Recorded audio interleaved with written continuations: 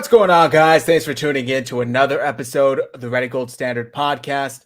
My name is Zach Hernandez, and as always, I am joined by my co-hosts Matt Llewellyn and Mike Andrews of Nothing But Niners. We got a great show planned for you guys this evening. We're bringing you a bit of a dual show. We're going to be recapping the 49ers 30-13 win versus the New England Patriots and previewing their Week 5 matchup versus the Arizona Cardinals. Before I toss it over to my guys, if you're watching on X, make sure you like and repost the stream. If you're watching on YouTube, make sure you hit like and subscribe and drop your thoughts in the chat. Make sure you go to both channels, Nothing But Niners and 49ers Hive. Show some love to both because we really appreciate we do a lot of good work, both channels. So go show some love. Now that I got that out of the way, it is hot over here. Matt, how you doing tonight? Yeah, it's hot where I'm at too, but I'm doing well, man. Playoff baseball's here. That's fun. Went and saw Green Day and Smashing Pumpkins last week. That was fun. So all around, I'm having a good time, man. And we got the dub on Sunday, and that's probably the best of all. So let's go. Exactly. Mike, how you doing? I am fantastic, and I am not envious of what you guys are going through, man. It is fall season over here. As you guys can see, I got my hoodie on. This is my favorite time of the year. Give me high 50s, mid 60s, and man, oh man, I am in heaven. So I'm loving it, man. I'm glad to be back with you guys too. So this is gonna be good. I think it's something about being a bigger guy. You could really just appreciate the cooler weather. And because it's not every day that guys like us get to wear sweaters and jackets and layers, and we're always running hot. Yep. So when you get to the cool weather, you got to really take advantage. Yep. With that said, it was 100 degrees here today. So 100 degrees where you're at, 101 where I was at. It's gross. Yeah. It's like the summer's last dying breath before we get into the cool weather. So But all right, guys, fall is here. We are officially in October. It's my brother Joseph's birthday. Happy birthday, Joseph. Happy birthday, Joseph. First of October, man. But we got a great show planned for you guys, like I said. So the 49ers finally got back on the winning track. It is amazing how much a win can help. They are now 2-2 after they defeated the New England Patriots 30-13. We're going to do a little bit more of a condensed recap of this game so we make sure we have enough time to get into the Cardinals preview. But I'll just start very generally, Matt. What did you think of the 49ers start to this game?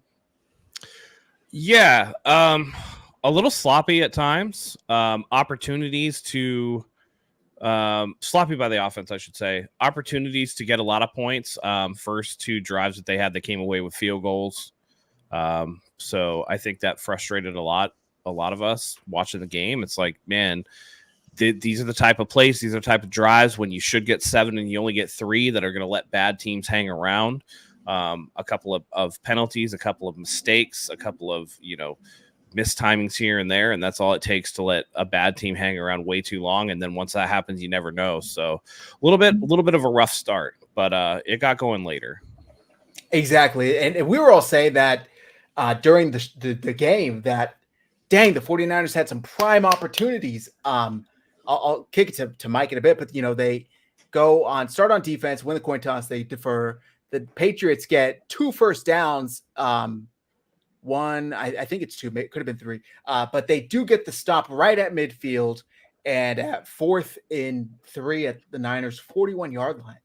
The Patriots, who don't really have much to lose, try and get the hard count for the Niners to jump. The Niners don't jump, and they end up punting.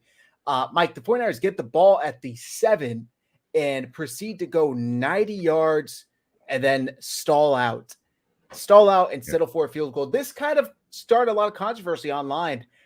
4th and goal from the 3, and the 49ers kick a field goal.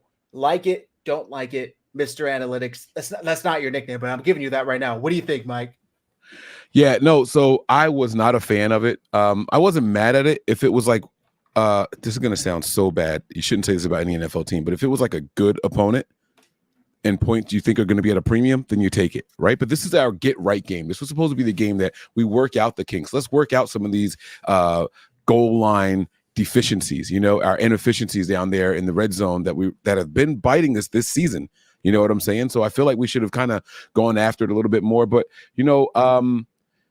it wasn't for lack of effort. I mean, like you said, they drove 90 yards down the field or something like that and stalled on the So it wasn't terrible at all by any stretch of the imagination. I just want us to, be a little bit better, but we turned things around. So by the way, we got a fat super chat from our guy Sean. You're the best, Sean. What's up, Beaches? Get ready. I've just been busy. Hey, all of you, support financially if you can. That being said, I'll give 20 blank in a minute for who they select to comment. For who? Okay. They work out a pleasure for us. Missed my birthday the 27th. Thanks, Mike. It was just your birthday. You have the same birthday. Happy birthday, Sean. Yeah, Ashley, my fiance. So happy birthday. That was a Friday. You guys had a Friday birthday this year, so that's nice. I was driving to the funeral. I was going to say, I didn't text Sean on his birthday. I thought I did. I even have it in my phone. Oh, I guess I missed it. Sorry, buddy. We're saying it now. Happy birthday. Happy belated. Happy birthday. Hope you had a great birthday weekend and appreciate the continued support. Very much, very kind of you. They did go 90 yards, stall in the end zone. I think we were all a little surprised to see him kick the field goal because, like Mike said, it's kind of like, just do it. And I think just generally the kind of mindset is even if the 49ers don't get into the end zone on 4th and goal from the 3, do they trust the Patriots to drive the ball 97 yards? On the other hand, it's like, I wouldn't think so, but maybe they were just extremely cautious. I will say that early in the game, specifically to what you're saying now, if the Patriots stopped us at home on 4th down, you never quite know what could be a spark for them, right? Sure. Like Kyle surprised us, and we'll talk about it later on. So maybe they come out like that, very aggressive, and take a shot right away. Like, oh, we got our opportunity, let's do it. So good point. Who knows? And to be fair, 2 weeks ago in Minnesota, Kyle went for it on 2 4th downs that he had opportunity to get points on. So, once you do that, maybe you take it the other way. And, the 49ers were only 1 of 3 on 4th downs in Minnesota. So he might have taken from that, take the points if you can, especially, against a team like the Patriots. And like Mike said, you got a bad team like that. 1, not only hang around because you're not kicking, you're not scoring touchdowns, but 2, potentially giving up any points whatsoever. I mean, you got to put them away. Sean, very, very nice again. Says for the chat, $20 for the chat. Select 1 or 2 as a super. Thank you very much, Sean. Very kind of you. You're the man. Really appreciate it. They settle for the field goal. And then the very first play of the Patriots' ensuing drive, Sam Okuwanyu, I hope I'm pronouncing that correctly. I listened to it a million times. Okuwanyu forces a fumble on Ramondre Stevenson, and Malik Collins recovers it, giving the 49ers first down at the New England 30. 16-yard run by Jordan Mason. And a couple of plays later, it's 3rd and 4 at the New England 8-yard line. The Niners can get a first down without having to score. Purdy does a little bit of scrambling. He was under duress a lot more than I would have liked to have seen this day, given that it is the Patriots and not like the, Steelers or Vikings. And he throws a front corner shot to Debo a little late, and Christian Gonzalez broke it up. I think it was Christian Gonzalez. Could be wrong. Incomplete. So they have to settle for another field goal. And just like that, it's 6-0. And my mind went to, and it wasn't that type of game, but my mind just went to playing in Philly last year when the Eagles were dominating, but they only had 2 field goals to show for it. And on the 49ers' 3rd or 4th possession, they go and get a touchdown, and suddenly they're in the lead. And I'm like, oh my God, the 49ers cannot give this up to the Patriots. They didn't have to worry about that. They did not have to worry about that because Fred did the Thanos fine, I'll do it myself. And 3 plays into the next drive, this man does a Madden move and jumps about 45 feet into the air, plucks the ball out of the air, and he's not done. He returns it 45 yards to the house for a touchdown, and he dives in, lands on Jacoby, which is just kind of insult to injury. Lands on Jacoby. Now the 49ers are up 13-0, and it really was like my dad texted me. He said we took the lid off the end zone, and after that, the 49ers were able to find the end zone successfully. But that's just kind of the season Fred's having. I mean, would you guys – is it a stretch? Am I too much of a fan to say he's the leading defensive player of the year candidate right now? What do you guys think? That Warner? No, That's not a stretch at all. He should be far and away the front runner. Thank you. PFF Okay. PFF has him overall rated as like I think his PFF rating is 95.9, which is the highest in the NFL. 4 Wow. games of 90 or above. Yep. I mean, Fred has always played well.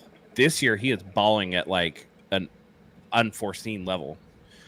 He's taken his game to another level, and if he stays healthy, I mean, this might be Fred Warner's like apex year. You know, we always look back. You know, like 1992 Michael Jordan, or 2012 LeBron James, or 2017 or 2018, whichever one, Patrick Mahomes with the 50 touchdown pass, 5,000 yard season. You see an apex season that's the best of the best of the best out of that player. This so far is looking like it might be Fred's. So take advantage of that. Enjoy it while we can, because it's a sight to behold for sure. Yeah. And just, we talked about this previously, but just have to add, just like the Packers have been blessed with Favre to Rodgers, and now I'm not crowning Jordan Love yet. He certainly looks appealing, and he looks like he has the capability to be a good quarterback. The Niners have done that with linebackers. I mean, Patrick Willis, Navarro Bowman, they had Chris Borland for a little bit, now to Fred Warner. It's like, no matter what era they're in, who's their head coach, they're able to find somebody who's competing for the best linebacker in the league. And Fred Warner is certainly that. I'm just going to say it. Everybody was saying, no, it's Roquan. Well, you took Patrick Queen away from Roquan. He's not looking so great. You took Dre Greenlaw away from Fred. He's looking even better. So it really is impressive what Fred has been able to do with a depleted surrounding cast, at least immediately depleted. He's playing out there with Devontae Campbell, D. Winters, young guys or older guys, and he's still looking amazing. So, like I said, 49ers are up 13-0, and then they get a Patriots drive that does actually gain some distance. They go 11 plays for 50 yards. They go all the way from the 30 to the 49ers 20. But fourth and 1 at the 20, and who else but Fred Warner stuffs Ramondre Stevenson in the hole for no gain, get a turnover on downs. 49ers get the ball back with 8 minutes left in the second quarter on their own 20-yard line, and this is where the offense kind of first came to life. Purdy hits Kittle for 11.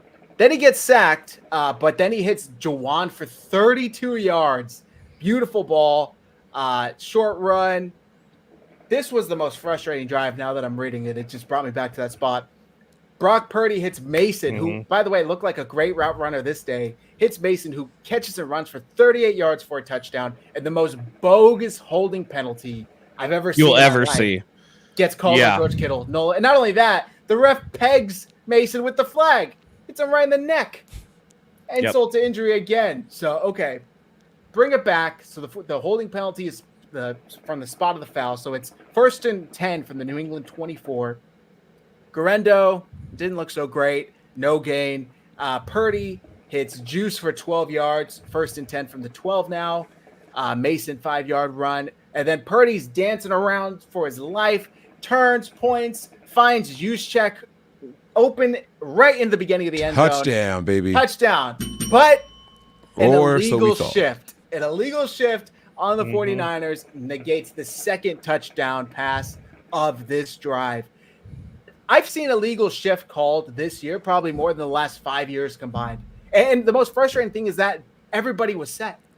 Everybody was set. There was nobody that wasn't set where you can kind of be like, everybody was set. Sean, our guy, sends another $20. Thank you very much, Sean.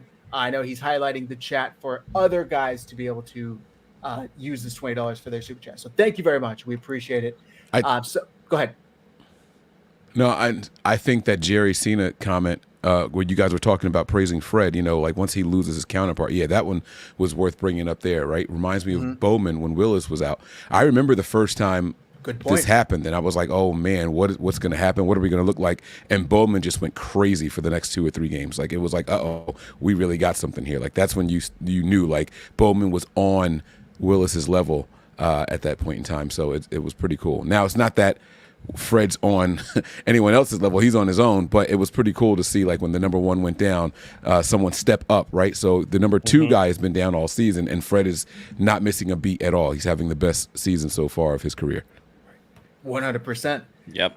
So we get the second touchdown pass nullified, and then Purdy, incomplete pass on 2nd and 10, and then on 3rd and 10, Purdy finds George Kittle for one of the most amazing toe tap catches you're going to see in triple coverage. Purdy throws it only where Kittle can get it.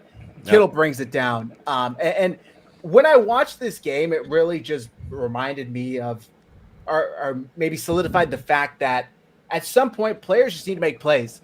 And if Kittle's out and if it's Saubert in, I don't think that play gets made. But because the 49ers had Kittle, like they didn't have him last week, they had him this week, he's able to go up and above and make that play. So it was just really cool to see. More importantly, not only does Saubert not make that play, I don't think Brock makes that throw. Good point.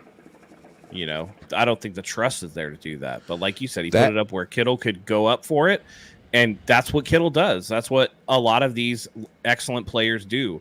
And that instills confidence in your quarterback to, you know, hey, I'm going to let him make a play on the ball because that's how good I think he is. Great point. Go ahead, Mike. That throw by Purdy. I myself was pretty critical of it. Like, oh my God, he's throwing in a triple coverage touchdown. Okay, it was like one of those. No. Okay, never mind, do it. But then when you watch the replay, every defender had his back to Purdy, so none of them could really make a play on the ball. They didn't know where the ball was going to be. It was up for grabs for Kittle. Unlike the one that he throws later on, I'm sure we'll get to. But you know, this one was the right decision at that time. Rodney, I promise you we're going to get to this topic in a bit. Please, we'll bring it back up later. Yes, sir. We're just not going to. I'm trying to say it in the sequential order of things, but I'm not ignoring you. Thank you for your super chat, my man. We really appreciate it. Okay, great touchdown pass, and all of a sudden it's 20-0. Patriots go 3 and out. 49ers go 3 and out, and then the Patriots get a field goal right before half. I was a little critical of Kyle, and then I kind of got shit for it on Twitter or X, whatever you want to call it, for not running the ball on 3rd and 8 with 50 seconds left. And I'm thinking if the Patriots get a touchdown here, you know, it's suddenly a 13-point game going to half. Luckily for me, there wasn't an issue.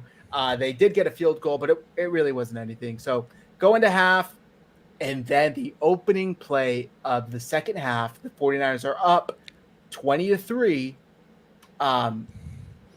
Isaac Correndo takes it out. Go ahead, please. Can we talk about the last drive by the Patriots? This is now 2 games, maybe 3 games in a row, where the Niners just can't stop a team. It's 2-minute drill heading into halftime. I think that's something that we kind of should point out. The Niners don't really have it this year. I don't know what it is about the defense. It's like they're good except for situational football. And that could be the Sorensen effect or something. I don't know. But they don't seem to be doing well when it's time to stop these teams from scoring at the end of the half and the fourth quarters. This is a huge, huge asterisk because they got the ball at the 49ers 39. Am I reading this correctly? Yeah, so the 49ers punted because we punted from our own 8. And it was a 42-yard punt. The Patriots had the ball at our 39-yard line after a 9-yard return. So this was the sequence of plays that the Patriots had after they got the ball after our 3 and out. First and goal, incomplete pass. Or excuse me, 1st and 10 from the 39 of the Niners, incomplete. 2nd and 10 from the 39ers, incomplete. And actually, Brissett gets sacked for a minus 12-yard loss. 3rd and 22. Hasty run for 6 yards, and then 4th and 16 from the 49ers 45. Joey Sly hits a 63-yard field goal. In my opinion, you're just going to live with kickers hitting 63-yard field goals. I don't think this is too much on the Niners, in my opinion. Last week, yes. This week, I wouldn't put so much on him. I don't know. If Joey Sly misses that 63-yarder, maybe we need to talk about him being a bum. It was only 8 yards longer than the one that Moody missed last week, so you know. And this was the chip longest shot, baby. field goal. Chip shot. This was the longest field goal made in Levi's history, just by the way. So it wasn't like it was something that the Niners were like worried about, if I'm being honest about it. This was tied with David Akers, correct? So David Akers hit a 63-yarder against not in Packers. Levi's. He never played at Levi's, did he? David Akers? Yeah, he did. I thought David Akers was during the Harbaugh years. That's what Harbaugh was, I think, the first year of Levi's. Oh. Yeah. Okay. Because I remember Okay. Brandon Marshall they coming in and opened it whooping up. us. Let's see. Because I remember them saying that Levi's was the house that. Oh, Harbaugh you know built. what? You know what? It was at Green Bay, so I stand corrected. Okay. There you go. It was during the Levi year. No, it wasn't even during the Levi year. Never mind. Forget I said anything. Gotcha. Okay. It's 2011. Yeah.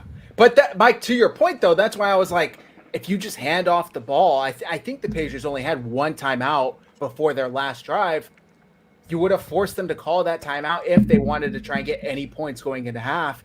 Instead, Kyle passes the ball, falls incomplete, stops the clock with 50 seconds, and they were able to gain a couple of yards back after the sack to get a field goal. And a more talented team in a closer game, maybe that's the difference. I mean, last week they lost by 3, so maybe that's the difference between winning and losing. I don't know. I agree with the chat. Wasn't great clock management, but it didn't ultimately affect this game. Now, like I said, back to the opening play of the third quarter, Isaac Guerrero takes the ball out.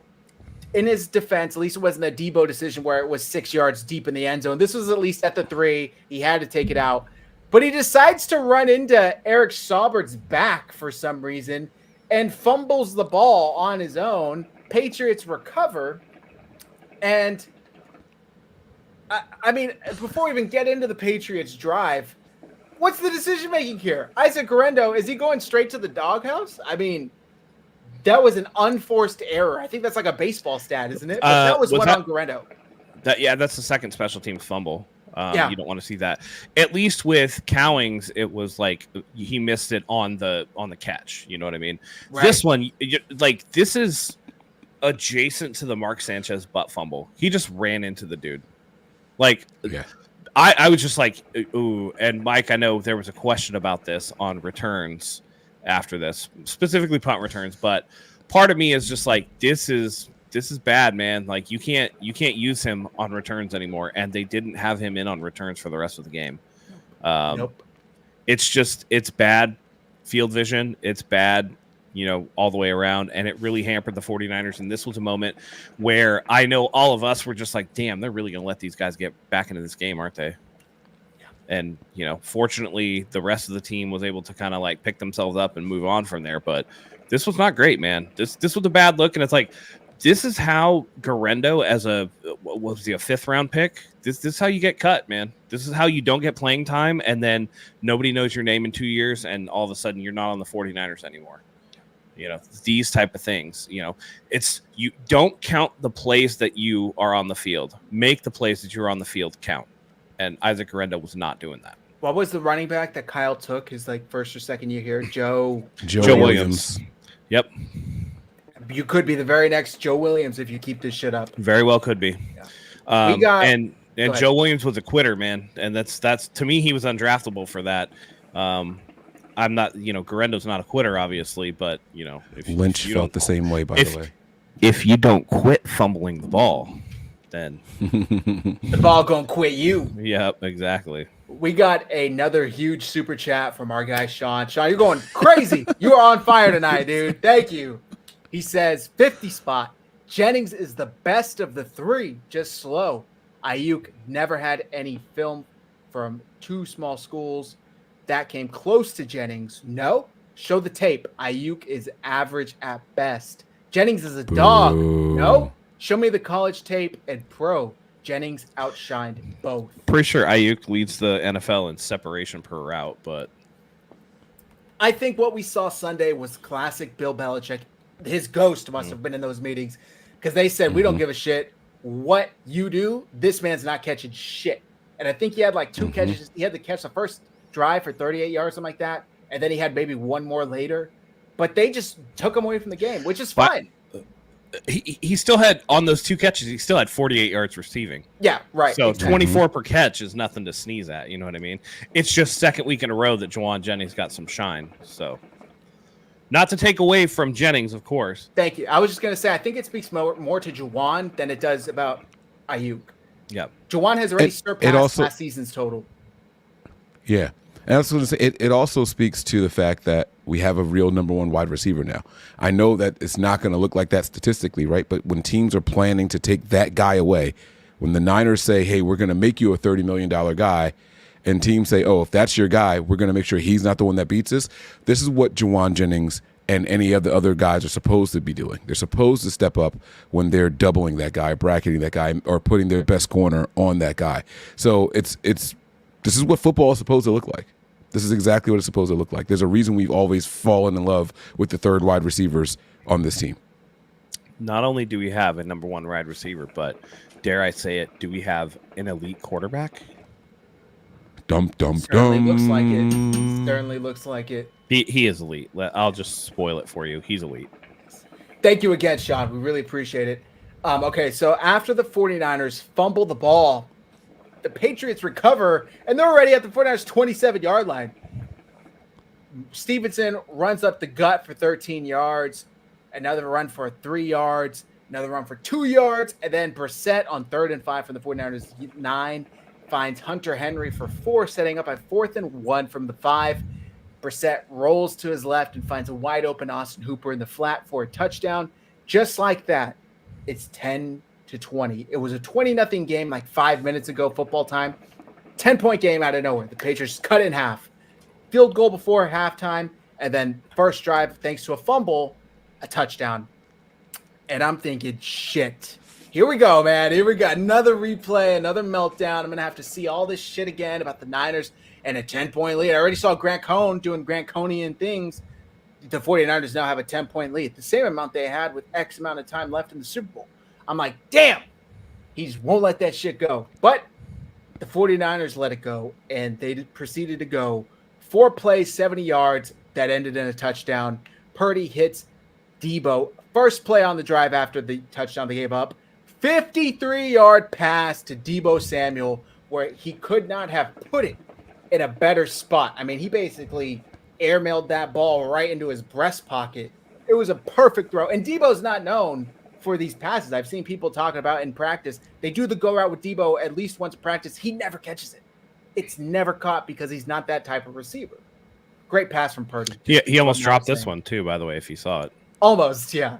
Almost. By the way, people are going to criticize Brock Purdy for not getting him like the ball out one more stride out in front on a pass that I think was 53 yards in the air. 53 yards. And I'm like, y'all are nitpicking now. Like the most picking of nits that you could actually do. So, yeah. So great play, great pass. And then 2 plays later, we get a holding, but Mason had ran up 13 yards. Excuse me. First and goal at the 4. Mason punches it in. Just like that, it's back to a 17-point lead, 27-10. Trade a couple of punts. Patriots get a field goal, 13-27. And then the 49ers drive 3 plays, 47 yards. That includes a deep pass to Juwan for 45 yards. But then unfortunately, 3 plays later, Purdy goes for Ayuk in the end zone. I just think he did not see Jabril Peppers at all, and Jabril Peppers picks him. To me, that was a I'm feeling myself type of throw. Heat check. That was Brock Purdy. That was just like, hey, let me. I know I probably shouldn't, but let me go off let me cook for a second. Right. And he was like, oh shit, flame too high. Let me turn that back down. Yeah. My bad. Because he tightened it up immediately after that. Like he was very safe after that. But yeah, that one, especially after. Listen, this was a game where Brock Purdy at one point had, I think, 9 completions and 199 yards passing. Yeah. So like he was cooking. He was pushing the ball down the field. Like we said, sweet pass to Jennings, sweet pass to Kittle, sweet pass to Debo. This one, he was just like, fuck it. Like that was one of those. You know what I mean? Yeah. Yep. We got another super chat from our guy, Gray Fox 198. Thank you. This is from Matt, from a Mariners fan. Yeah, I know, pathetic. I hope your Padres go all the way, and as always, go Niners. Wow. Listen, appreciate it. You know, I don't know, man. The Mariners were like they were like right there. So they weren't bad by any stretch of the imagination. I just think that, you know, it got tough. It got tough for them. You know, you missed out by 1 game. It's tough. It's like last year was a down year for the Padres. You guys will get there. But I am hoping this team feels special. I don't know. Anybody who doesn't follow baseball, the Padres owner, who had brought them from being a team that didn't spend any money, being a team that was traditionally a laughingstock in Major League Baseball. He started spending money. He brought a vibe. He passed away from cancer last November. And so this season has just felt like an homage to Peter Seidler, the late Padres owner. And, every now and again, you capture some magic. They won 4-0 tonight over the Braves, their first wild card game, and I'm just enjoying the ride because it's a special season for the Padres. So thank you for that, Gray Fox, for sure. That's nice. That's nice. All right. Yeah. So interception, but the 49ers get the stop 7 plays later on downs yet again. Incomplete pass, which it kind of looked like it was a great play by Jalen Polk down the sideline. It's like a 30-yard, 40-yard pass, and he would have gotten his second foot down if he had tapped it, but he didn't, and I think his shoulder helmet area touched out of bounds.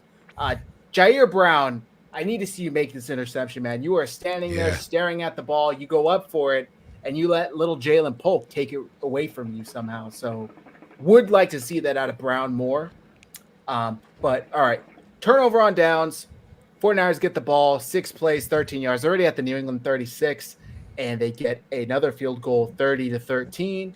The next drive, Patriots go 5 plays, 54 yards, and on 3rd and 6, who else but Nick Bosa, who had been this close all day? He had gotten a couple of sacks that ended up being tackles because he was just beyond the line of scrimmage. Fumble or sack, forced fumble, and recovery. Yep. Trifecta, all by Nick Bosa, to which the 49ers were able to go 7 plays, 46 yards, and kneel it out in victory formation. Real quick, because I feel like this is a good shout. I want to bring this up because my man, he called that. Look at that. He wore a hard shell over his helmet. Mm-hmm. Bubba Paris. Wow, great call. Helmet. I like that. Yeah. I love that good shout. Bubba Paris on those 1980s 49ers Super Bowl championships. I think he was on the Broncos and the Bengals one, right? 23 and 24. There you go. Yeah. Very good.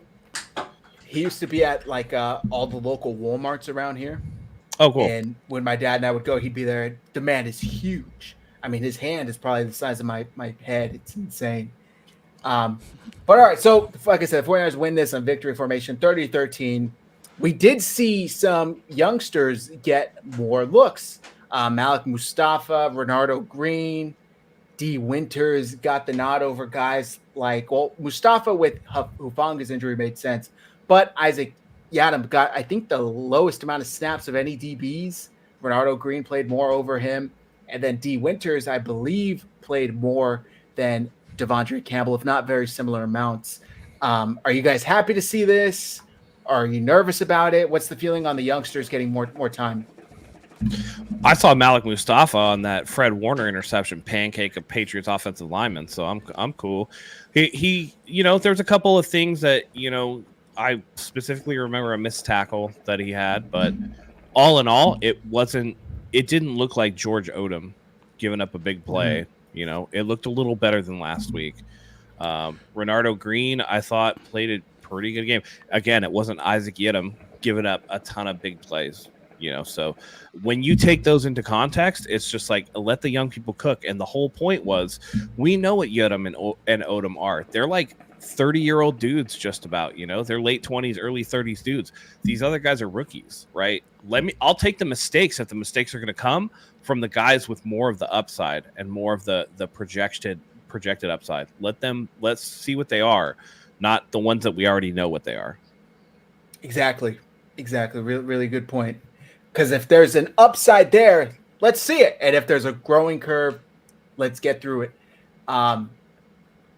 Mike, what was your main takeaway? We had talked about this game being a game the 49ers need to exercise their demons on, and this is relaying me back to Rodney's super chat earlier. Didn't seem like the special teams demon went away. It seems like they're still being possessed or haunted, whatever metaphor you want to use, by that demon. How do you feel coming out of this game where they look great and are good in other areas, not so much special teams? Yes, but I said it, and I'm going to stand on it. Special teams is going to be a liability. The Niners, unfortunately, the other 2 phases of the game are going to have to carry and do more because of the special teams. It's not up to par.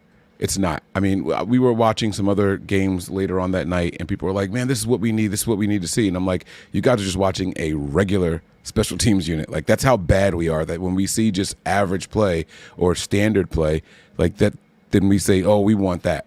That's how bad we are on special teams. So we have to improve, and whether it's on both ways of the special teams, when we're getting the ball and when we're kicking the ball. I don't know what's going on with Mitch Wisnowski this year. The punting doesn't quite seem to be the same. Like, why are we kicking two people for 2-minute drills? Like, angle it, direction kicks, out of bounds. Like, we have to get back to some really basic stuff that we're just not doing.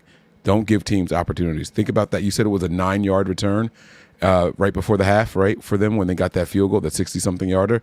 What if we just booted it as far as he could and out of bounds, right? Eliminate the option for the 9-yard return. Without that 9-yard return, they don't even get that 3. I mean, I know that it doesn't mean that all the plays were going to be the exact same, but we were dominating up to that point. The defensive line has been playing so well, right? It's like the Niners have to trust that defense. We were all over them. I know Nick Bosa only was credited with the 1 sack. He had the little trifecta play that you guys are talking about, but Nick Bosa was causing havoc all game long. This was reminiscent of that Saints game that he had no sacks in, but was a complete nightmare for them in that game. That was one of his best games, in my opinion, where he finished with no sacks and just was dominant out there, just completely wrecking havoc. And it wasn't just Nick Bosa, right? Shout out to Jersey. Kevin Givens is Jersey's own. He was out there doing his thing. Malik Collins, you guys talked about with the fumble recovery and things like that. Like, the defensive line is doing what they're supposed to do. You got to trust your defense. Kick the ball out of bounds. Let them go out there and do their thing. Very well said. It's unfortunate that I do think the 49ers and Kyle, I've gotten on him and said he just doesn't care about special teams. I think he does to an extent. Not enough. Not enough. He drafted Jake Moody. He drafted Mitch. They did give Gold more money. So I think he, in a sense, thinks of, at the very least, kickers as a weapon to score points. Mike, this is my conspiracy brain going back to the preseason where we saw the Niners bring in Presley Harvin to compete. I shouldn't say compete, not compete, to handle punting duties while Mitch was injured and not fully healthy. Do you think there's a chance he's still not fully healthy? I mean, are either of you guys, am I weird for trying to compensate for his poor punts by saying maybe he's still not fully healthy and maybe he rushed back so he wasn't placed on IR or out of a job thanks to Presley Harvin, who looked really good in the preseason? Yeah, it's possible, and then I think what scared the Niners off and maybe made them rush him back was Harvin's last game. He had a couple of, what was that type punts, right? I think there were 2 of them in that game, and it was like, dude, that's not what we saw the last game. The game before that, he was just completely dominant. It was like, wow, this guy's really good. He was out kicking coverage, but all of his kicks had backspins, and they were landing inside the 5, inside the 10, right? And it was like, that's what we could use. And I think the Niners kind of got scared off. This goes back to my personal opinion. They just don't value special teams. They don't.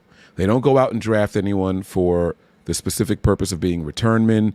They don't go out there and draft guys with the specific purpose of being gunners, and I get that, right? But when you have a team that's as stacked as we are on offense and defense, you can afford to go out there and draft some specialists, and the Niners just aren't one of those teams. When's the last time you thought they drafted a return guy? Was it Pettis, who they never put back for returns, right? Like, he led the NCAA in returns for 2 seasons straight. The Niners drafted him. Was like, oh, we got a return guy and maybe a good wide receiver. And they're like, yeah, no to both. I think he returned punts for a bit, to be fair, but not kickoffs for some reason. They just felt more comfortable with punts. Right. Yeah. They did sign Ray the year before last. He was leading in return yards as well. Didn't really pan out. Matt, I think I cut you off. Yeah, no, listen, after Monday night's game, Tennessee and Miami, the 49ers are now the last ranked special teams unit in the NFL. Worst in the NFL. So that's something that definitely needs to change. There's a couple of other near worst that the 49ers have. One of the cool things about being able to say Brock Purdy is an elite guy, last year he led the league in yards per attempt. The Niners were number 1 in YAC. This year, he leads the NFL so far in yards per attempt. Niners are 31st in YAC. So they're, again, Kyle said it after the game. When you can go out there and get a win, knowing that you can play a lot better, that's a good thing. The special teams got to get better, though, because it's going to end up hurting this team in a major, major way come crunch time, come playoff time. And I think that's what the question was in the super chat. How? Like, is there anything that we can do in season to make this team look better? I don't know, Rodney. I'm being completely honest with you. I don't know. Maybe it's one of those things. Again, you change the focus a little bit, like what Zach, like what you guys were talking about.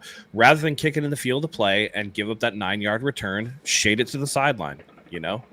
Again, you might lose some net yards on the punt, but what you're not doing is giving the team an opportunity. Return. Right. Yeah. Very good point. And maybe just those one or two things. One thing they can do, especially with somebody like Isaiah Garendo, is ball security. Ball security needs to be tops, right? I know Kyle didn't make it a big deal when Cowing fumbled that punt. He said, everybody misses one, and that's fine. But once you catch it, and I do agree, sometimes you muff a punt. That's just how it goes. Once you catch it, you cannot fumble. Well, 2 hands on the ball, you can't, and especially the way Garendo did. You can't fumble it running into your own dude's ass. Like, that's just unacceptable. You know what I mean? What was weird was Kyle defended the fumble by Garendo. It's weird. Like, he was just like, he was like, it's a football play. It happens to anybody, blah, blah, blah. But then we also didn't see him. I'm wondering if Kyle is the one making the decision for who's back for the returns or not, because the way he was talking post-presser or post-game presser, it just seemed like he wasn't concerned with it. I also wonder if it's a way to not, like, absolutely shit on your rookies at the podium. Not make a big deal over it. Exactly. And it's like, this is something we'll address in practice, right? Like, because this is Garendo's first fumble. So it's like, Cowan got one. I got no choice but to give Garendo one, right? And what you want to see is them not make the same mistake over and over again. So, maybe that's part of it. But 49ers, again, how many, I mean, how long has special teams been a bugaboo for the 49ers? Like 14 years now? Yeah. Going back to Kyle Williams fumbling twice in the NFC Championship game, going on to David Akers all of a sudden can't make a field goal anymore, going to 2012 where they give up a touchdown to Jacoby on the kick return, like just over and over and over again. It never fit. Last year in the Super Bowl, right? Ray McLeod, I was trying to make a football play rather than diving on the fumble, like over and over and over again. And this is across regimes. For whatever reason, the 49ers have not had very good luck with special teams overall. Yeah. It is. I mean, it's frustrating, but like I said, it's conflicting to me because they drafted Mitch, they drafted Moody, they took a lot of shit for drafting Moody and Mitch. They signed Ray, like I said, who was leading in returns, but for some reason, it's like they can't get it to all come together. And I don't know if Kyle just thinks like simply getting the pieces is enough, and that's why we're not seeing the finished product on the field rank as highly as it should for this team. And maybe he's like, like, what the fuck? Like, I bought all the groceries. Why is there not, a steak and potatoes on my plate when I come home? We still got to cook it. You got to practice it. You got to put in the work. And maybe they just don't spend the time doing it. It's all speculation. I have no idea if they not. Yeah. Lael, they signed George Odom too. He was a top special teams ace. Right. So developed Curtis Robinson, who had been a top special teams ace. So, I mean, it's unfortunate, but this is where they are. Whatever it is, they got to figure it out. You want to tell me you're one of the best coaches in the league, one of the brightest minds? Figure it out. It's fucking special teams, bro. Kick the ball and tackle. Yeah. It's not that hard. It's not that hard. Matt, your guy Nick Bosa had a hell of a game. I want you to talk about this. It was 3 sacks and a forced fumble at Jason. I'll tell you that. It was wild. And next gen stats. So he had 9 pressures overall on the quarterback, but his get off averaged 0.51 seconds, fastest in a game over the last 7 seasons. That's a half second from snap to him. Like, that's blink of an eye. Yeah, that's him fucking shit up. Like, that's how it's supposed to be, baby. Yep. That's how. And that 1 sack again is not indicative of what he actually did. Man, did you see him politicking for Jacoby Brissett being down on that? He was like, he was down, bro. He was down. He wasn't, but he's sitting there trying to get sacks, and he almost, like, honestly, we're talking about an inch or two away. Yeah, it was so having close. like 4 sacks in this game. So Yeah. very, very disruptive. But and you know, to Nick Bosa's point, I think we're gonna see a lot more of what we saw in this game because the 49ers defensive line is actually doing it. No one's paying attention to it, but 6, 5, and 6 are the sack totals for the 49ers defensive line the last 3 games. That's phenomenal. Like, that is the kind of stuff that makes you want to like that's the kind of stuff that makes you want to like get really excited about the potential of this defensive line. I've been talking shit about Chris Kosaric. I'm going to continue to talk shit about Chris Kosaric if these are the results that we're going to get. Because not only are they doing it, getting after the quarterback, the run defense was playing pretty well as also. Yeah, and shout outs, by the way, I heard on the NBC Niners post show, I think Dante Whitner was talking about it, how the 49ers went from blitzing at a 14% clip to 35% for this game. So they upped their blitz percentages really, really high. So, and again, maybe this is what, you know, somebody else had pointed out that under DeMeco Ryans, the 49ers gave up more points per game in his first 3 games as defensive coordinator. So maybe this is just part of the natural growing pains. I'd like to see more performances like this because as opposed to the first 3 weeks where the defense looked very lackluster and lethargic, I actually thought the defense carried the other 2 units in this game because offensively there was a lot of mistakes. There was a lot left out there, again, particularly with those early field goals instead of touchdowns. Mm-hmm. Purdy, again, you know, with that interception, of course. But there were just some drives that I thought the 49ers made maybe some bad decisions on, maybe stalled out a little bit in the middle of the game, and the defense really kept up a high level throughout the game, not that touchdown notwithstanding, off of the turnover. I agree. This is from Kyle Posey. First week, blitz rate 9.7%. Second week, 12.5%. Third week, 20.7%. And this week, 33.3%. So it's essentially almost quadrupled in 4 weeks. And it's nice because how many times have we played a team? I mean, just look back at last week. 49ers played a beat up offensive line that the Rams had with like a bunch of makeshift starters, the guys they found off the street. I think we sacked Matt Stafford or hit him a couple times. It didn't change the game. We always go up against these depleted units, and for some reason, they play on the same level. This was one of the first times in a long time that I can remember the 49ers actually took advantage of going up against a depleted unit. So that was nice to see. New England with 216 total yards, and more importantly, only 5 of 16 on third downs. Great point. Boom. Third down improved drastically for our offense as well as defense. And then, you know, if I'm going to factor in fourth downs during the inefficiencies, I have to factor it in when they're successful there as well. Those numbers were just completely night and day difference from what we saw for the first 3 games of the season. So the Niners are slowly figuring it out. And I know people are going to say, well, it's just the Patriots. I'm guilty of it myself, right? But it is an NFL team.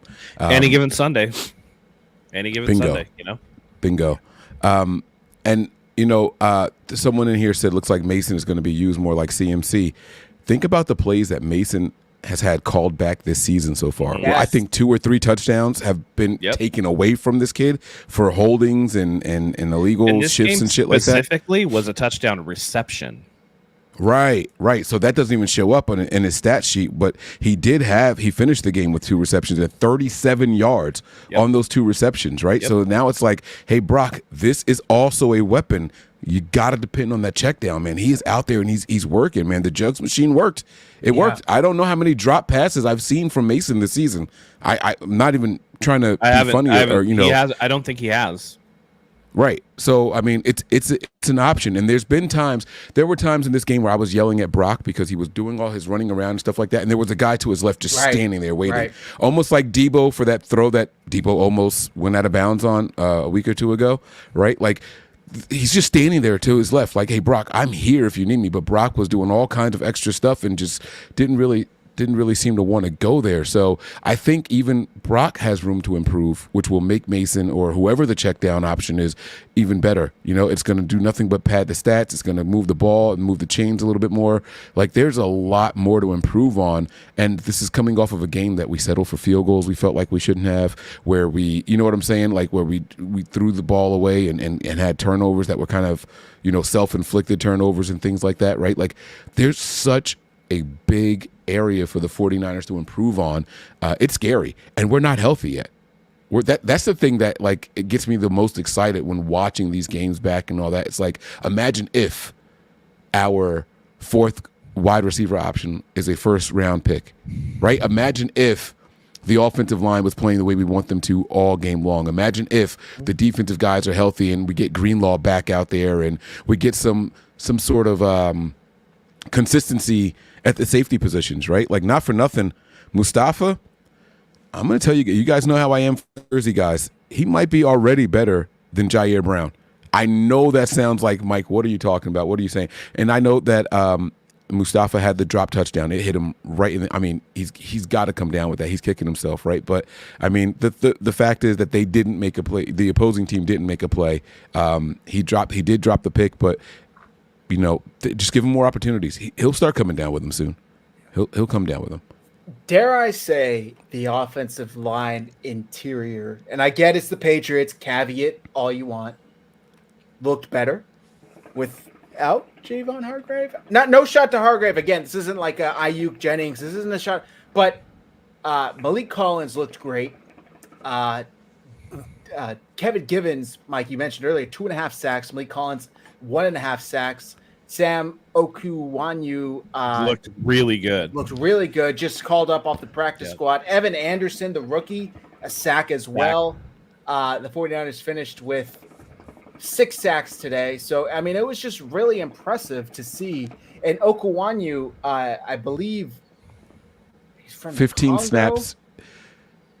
15 snaps for that kid. 10 of those snaps, he directly affected the play. Yes. That is phenomenal. Yes. Talk about an ROI, return on investment. That's what you're looking for. It was fantastic, and I saw him being interviewed after the game. I'm trying to pull up the tweet here, but he was talking about how he just started playing football relatively recently. Like within the past 5-10 years, So he's one of those guys that's gonna get better the more he plays. The 49ers very well could have found a star in this kid, so I'm really excited to see him play more and more. Before we wrap up here on the Patriots win, is there anything I haven't touched on that you guys want to talk about? Just relative health coming out of the game minus George Kittle, Fred Warner going with an ankle. Everybody else who was injured in the game returned at some point or another, and they're all listed as questionable, so I would expect them to go. I didn't see anything super obvious with Fred. So I'm thinking maybe just a regular run-of-the-mill ankle sprain. So I'm wondering if it was a more important game, I wonder if he would have came back. Well, so they asked him that actually, and he said no. If I was able to go back out there, I was going to. That was the only thing that kind of made it feel concerning. But hearing the designations being day to day as opposed to week to week, I'll take it. Yep. I'll take it.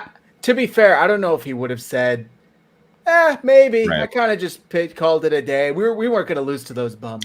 Right. I think that's an important part because we've seen, again, the same thing with Christian McCaffrey, right? Kyle Shanahan, after week 1, said if this was a playoff game, Christian McCaffrey would have played. With, by the way, bilateral Achilles tendonitis, which people are freaking out about, but it's pretty obvious that might have been a thing at some point or another. How serious is this, Matt? I'm sorry. He got the treatment, and they're trying to ramp him up. I would say week 12, week 13 for his return. That long? Yeah. Okay, I have a question. So what's happening? He goes and he gets the stem cells injected, and what happens is it starts because your connective tissues don't really have a lot of blood flow, so they're really hard to kind of heal from that perspective. You don't get a lot of blood flow there, so not a lot of nutrients are going there. So they put these nutrient dense stem cells and platelet-rich plasma into those areas. And what happens is you start to get remodeling of the connective tissue itself, and that takes anywhere from 4 to 6 weeks. You want him to ramp back up, so we're looking at 8 weeks from this point, so about week 12, week 13. So Jordan, if it's gonna tear, it's gonna tear. Like, I mean, there's again, you're limited to what you can do. You hope that it feels better at some point, but again, if it's gonna tear, it's gonna tear. And the funny thing is, people are freaking out about, oh man, like, you know, how he's got bilateral, blah blah blah blah blah. You know, remember, well, I don't think many people know this, but Dre Greenlaw was actually dealing with the Achilles strain on the opposite side of the one that he tore. Mm-hmm. Yeah. So Well, that's you're favoring one side. Yeah. Exactly. Yeah. Biomechanics is all about balance in your body, and sometimes when you overcompensate for one, you actually overuse the other and lead yourself open to more injury. The fact that he knows that it's bilateral lets him get treatment in both and then nip that in the bud and heal both at the same time. So that way he's not doing as much of that favoring. So it is what it is, but you see bilateral issues in a lot of people. They say people who have torn an ACL or who are, you know, they usually tear the other one as well. That's just how in it the goes next season or two. Yeah. Yep. So that is what it is, man. My question for you guys is this, right? So Jordan Mason, I mean, you're saying 12 to 14 for week 12 to 14 for CMC, right? And we're just shooting in the dark here. Are you in a rush to bring Christian McCaffrey back? Like, is he more important this year, or would you take him for the next 2 seasons after this? And the reason I'm asking is Mason's on pace for 1,800 plus yards. I mean, honestly, it's almost 1,900. I just did the math. He's averaging 111.75 yards a game right now, which would put him at 1,899.75 yards on the season. He's also on pace for 12.75 touchdowns. You can call it 12, you can call it 13. Rushing. I did not do anything with passing at all. Nothing to do with passing. We talked about the touchdowns that have been taken away from him and all that stuff. Should we be in a rush to bring him back if Mason's on is running on a clip like this? It wouldn't be a rush. They're not going to bring him back if it doesn't feel better. The problem is when you're talking about Achilles tendonitis, what is that? It's literally just inflammation of the Achilles tendon. And with no actual injury mechanism, you can't really, with a torn ACL, you know what a torn ACL is. You go in and you repair it, right? A torn meniscus, you can repair it. A torn MCL, maybe you can conservatively manage it and really look at it, right? When you're looking at tears, you can do that. Even calf strains and hamstring pulls and things like that, those are micro tearing of the muscle belly, and you can look at those under MRI and really get an idea of what the mechanism of that injury was. With Achilles tendonitis, you don't know, right? Like it feels like whatever, and he could go back to feeling really, really well and ramp it up and feel good in practice, and then the first game that he plays in, he tear his Achilles. You just never know with this. So saving him for the next 2 years, I don't think is something that you can count on, because this could be something that could become chronic, or it could be something that once the treatment starts to take effect, he doesn't ever worry about again. I think what works in Christian McCaffrey's favor is that he has zero surgical history while in the NFL. Everything has been a short-term injury, but you do want to manage this as much as you can realistically, without, KD's was a calf strain. So that led to an Achilles tear. A little bit different. This is a Achilles tendonitis, which is different. Did you guys catch Richard Sherman talking about his Achilles injury? Yeah. He had the same. It was just like it went. He was like it went. Yeah. And he basically said he had tendonitis in one. I think he only had it in one. But he's like, like the Seahawks, and he does that Richard Sherman podcast with Mitchell. And Mitchell's like, I've known you since then, and if you don't mind, I'll share the information. He goes, yeah. And he said that the Seahawks basically told Richard Sherman, it's going to snap at some point this season, and you're just going to fucking play. Like, either you sit out the entire year with it just inflamed, or you go and play, and we know it's going to snap. It's just a matter of time before it snaps. He did add very heavily, everybody's Achilles tendonitis is different. Mine was pretty severe, and it was, he played through it as well.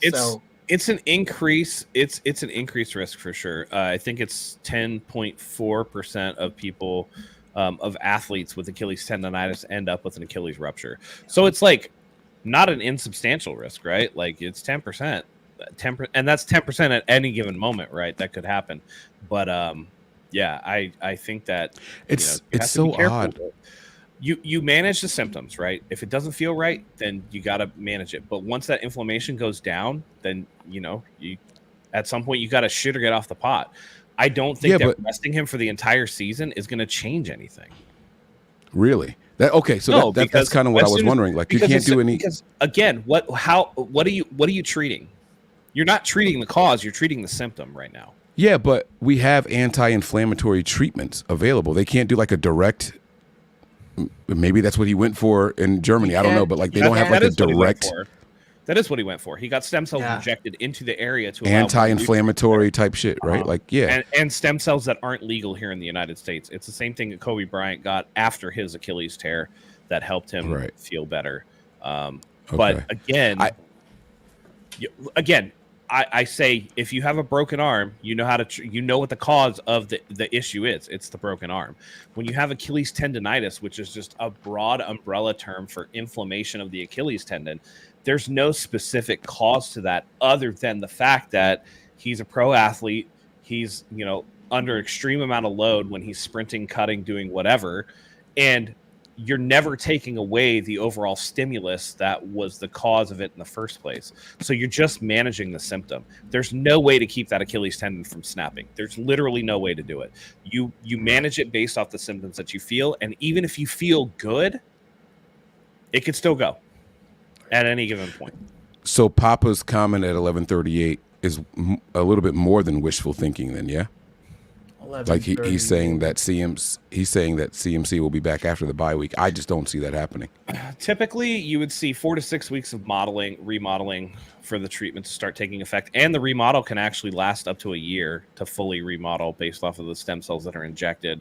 It's an ongoing process. It's really going to depend on how his ramp up goes. Monday, he was supposed to run on hard surfaces and go from there, but yeah. So it's just going to depend. I would say week 13, week 14, though. Right. I think that does this lend credence to that? Maybe Kyle shouldn't have given him 400 fucking touches last year when we were all saying, let somebody else maybe get in on the workload. I can't blame Kyle because Christian McCaffrey's been getting 400 touches his entire fucking career. Yeah, I thought that was a career high. That's his workload. I think he did set a career high, to be very clear, but I mean, by how much is really what the question is, right? Like, he also played with the Panthers, and they never made the postseason, I think, except one of his seasons there, right? For us to go out there and set the career high, and we're playing 20 games a season every season he's here, I don't think it's out of the realm of possibility to shatter those numbers. We're talking about 25 touches a game for one player. Yeah, you're gonna. That's all I'll say. Maybe take into consideration the age as each year goes on. That he's in his physical prime. He's like 26, 27. My man's like 27, 26, 27 years old. Yeah, he's basically 60 for a running back. Here's what I'll say. StatMuse has it. His touches per game. And his highest usage was actually in Carolina, 2019-2020, where he averaged over 25 touches per game. Was that the 2K, or 1K, 1,000, yeah, 1,000 year. What year was that? That 1,000 year was 2019, and then he got another 25. But they didn't make the postseason that year, right? No, they did not. But per game stats, so total touches last year were more, but Christian McCaffrey averaged 21.2 touches last year for the 49ers. So 4 off of his peak. So again, now you also have to add in 3 more postseason games is kind of my point. Right. So now you're talking about another 65 touches. Right. Yeah. But that's total touches. So I'm not going to kill. It's not like Kyle is grinding him into the ground every single game, not making the playoffs or whatever, like Carolina was, right? This is Kyle using him at a good clip for sure. But again, to be fair, Mason's kind of getting the same play right now. Like, maybe Guerrero gets a carry here or there. Like, Kyle's not known for rotating running backs, and I'm not mad at it. I mean, use the fucking running back if you got him, but it is kind of like And I Mason, wish there was yeah. a second back. And Mason is getting a lot of touches for sure. Right. He's already at 91 rush attempts. He's already at 91 rush attempts through 4 games, guys. Like he's on. Come on. Like this is, but he's answering. It's not like, oh, here's 1 yard here, here's 1 yard there. This guy is 91 touches at 4.9 a pop. Thank you. I was gonna say he's still averaging about five a pop. Yeah, this is I incredible. wanted to play this clip for you guys, and then we can move on to the preview if there's nothing else. But if you guys have anything, please. Sam Okwanyu, this is from David Lombardi. Just guy's got a great story. You got to hear this. Make sure the volume's all the way up. So his Bubba Gump hat from Forrest Gump. Hey man, my whole life really been adversity. Shit, I grew up in Liberia, west coast of Africa. I was born during the Civil War out there. Mm-hmm. Me and my mom migrated to America at the age of 12. Started playing football my senior year in high school, man. Went to a couple of junior colleges because I was fresh to the game. You know, I'm very new to football. I'm still learning the game of football, man. And got to Maryland, had to wait. And then even coming out the league, man, I feel like I should have been a draft pick, but shit, God had the plans for me, man. So, and then getting signed to Tennessee and getting cut and being here and just kind of grinding my way through the rotation. But I love it all, man, because at the end of the day, it makes a great story, man. And I'm the guy who kind of pride himself on facing things hard on and just head on and just, attacking the adversity, man, because come out the other side victorious. Hey, man. Great story. Really rooted for that guy. He could be a vital part of the 49ers defensive line moving forward with Hargrave's injury. Was there anything else? Go ahead, Mike. He's been in the league for what, 2 years, 3 years? Sounds about right. This guy is already 26 years old. And that's what they reported. People come. Never mind. I'm not going to say what I was going to say. It's like that bench warmers meme when he hands the paper with his picture. I am 12. Yeah, so I watch a lot of boxing, and Cuban boxers are notorious for it. Like, whatever they say their age is, just add 4 or 5 years to it, right? Like, but I'm not gonna say what I was gonna say about him. But he doesn't look 26 to me. That's a grown ass man I just saw talking at that presser. The dad hat and all says the it. Birth certificate. But I do. You might be 35. I do love, you know what I mean? Yeah, I do love hearing the backstory and all that. And hey, let's get him some more snaps. I mean, 2022. Yeah, he's been in the league for two seasons now. So we'll see. Let's let him go ahead and get this work. And he's having a great rotation. He's a great rotational player for the 49ers so far. Yes, sir. Was there anything else in this Patriots game you guys want to talk about? Great job by the Niners overall. Yeah, great job. Good teams win, great teams cover. Niners covered, baby. They were favored by 10.5, ended up winning by 17. So great job for the 49ers. Back in the win column, even things out 2-2. Most importantly, last night the Seattle Seahawks got dog walked by Jared Goff and the Lions offense. Everybody wants to add the caveat that, they were without so-and-so. The 49ers have been without so-and-so all year, and nobody gave a shit about them. So I'm not giving a shit about it. So let's move on to this game. Week 5, they host the Arizona Cardinals, who just came off a pretty tough loss. That should have been. That's embarrassing. An ass whooping.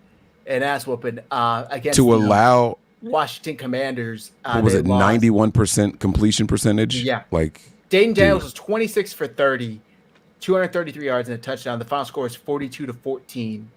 A couple of weeks ago, I was looking at this game like the Cardinals are going to beat the shit out of the Niners defense with Marvin Harrison Jr., Michael Wilson. Like, they're going to air it out because that's what they were doing to the Rams.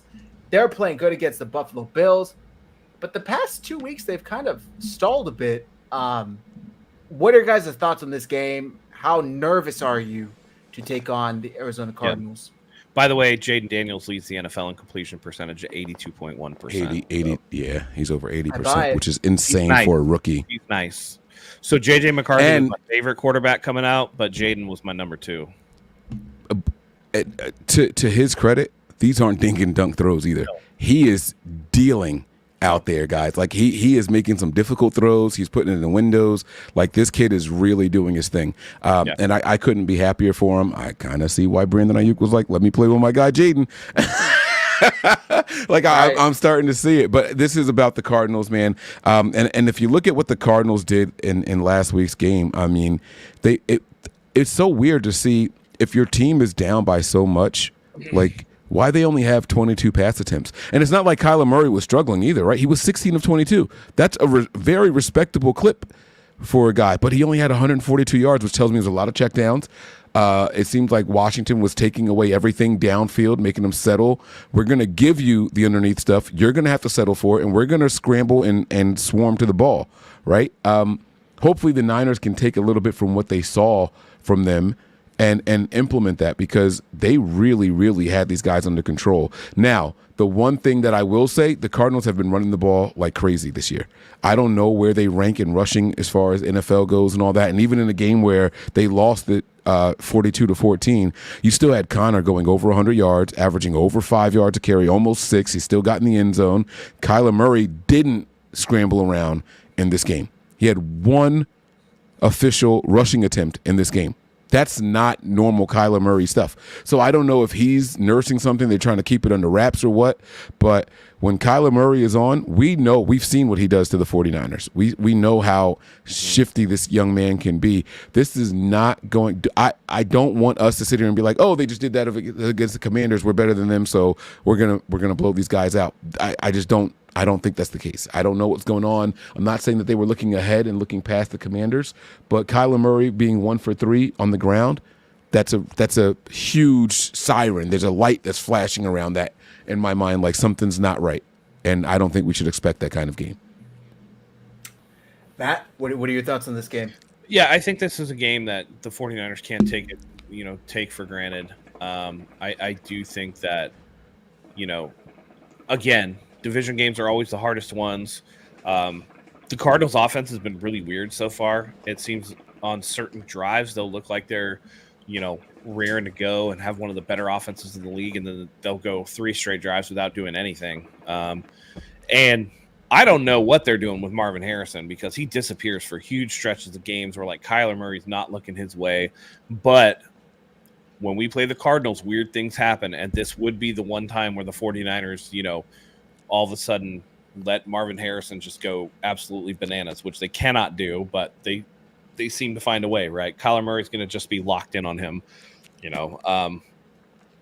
have to be careful. Again, first really, really mobile quarterback of the year. Yep. Sam Darnold's not beating you off nowhere, like to beating you to the edge. I know. Pause. I know. I caught myself. Sam Darnold's not beating anybody in a foot race to the edge. Aaron Rodgers is old and crusty. Matt Stafford is a statue. Jacoby Brissett's a statue. So there have been no real – and by the way, Sam Darnold, who's not beating anybody to the edge, actually did have some good rushes. So when you look at somebody like Kyler Murray, who's actually fast, and then you have some of the weapons that they have, you have to be very careful with that. So they need to be very, very careful here. What scares me, by the way, check out these fucking portraits we did this past weekend for Ashley's birthday. See who's behind me? I did this one. Hey, okay. She did that one. Hers came out a lot better, but we'll have to get into that. What scares me about the Cardinals is their ability to make a fucking living out of broken plays. Kyler Murray is so comfortable in that scramble drill, and I think the addition of Marvin Harrison Jr. really allows them to like almost run a second offense when it comes to these broken plays, or when he's scrambling around in the backfield and Nick Bosa's chasing him as much as he can, but Kyler's like, a mouse running through your house trying to catch. It's impossible. He's so fast. He's like that greased up deaf guy from Family Guy. You're not going to catch him. So I just think that's what scares me. I am a little more optimistic because of the 49ers benching essentially Yadam and letting Renardo Green go in there. I think he's got some more speed. Mustafa had some great speed we saw Sunday against the Patriots. So there is more speed there that gives me a little more confidence in the 49ers defense to not get abused by the Cardinals receiving core, because they do have a great receiving core. I mean, it's one of the best in my opinion, youngest, but one of the best. And as far as injuries go, the 49ers got a good amount of injuries going into this game. The Cardinals, on the other hand, only Trey McBride. Again, it's Tuesday. This is subject to change as the week goes on. Mm-hmm. Trey McBride, their starting tight end, is questionable. I think he's still dealing with a concussion. And then Kyrus Tonga is questionable for them as well. For the 49ers, Chris Conley, George Kittle, Fred Warner, Talanoa Hufanga, Jordan Elliott, Kyle Juszczyk, and Jacob Cowing are all questionable. To be fair, they were all day-to-day, so I don't think anything's too crazy to be, waving the red flag over. But I think if the 49ers win this game, they're going to need to put up 24-plus points just to be sure. Just to be sure, because if there is one team that can score quickly, I think it's this team. I mean, they're feast or famine this year. Either they're putting up 40 points or they're getting blown out. So it's really hard to tell who they are. Go ahead, Mike. And the Cardinals feel better than they actually are right now. And if you ask anybody what the Cardinals' record is through 4 games, most people are going to say 2-2, maybe 3-1, right? Like that's just how they felt, right? But they're really just a 1-3 team. They really are a 1-3 team. And here's the crazy thing: the Cardinals are a team that usually start hot. They don't usually get hot. And I take you all back to that 8-0 year where they started 8-0, and then what'd they do? Next to nothing later on, right?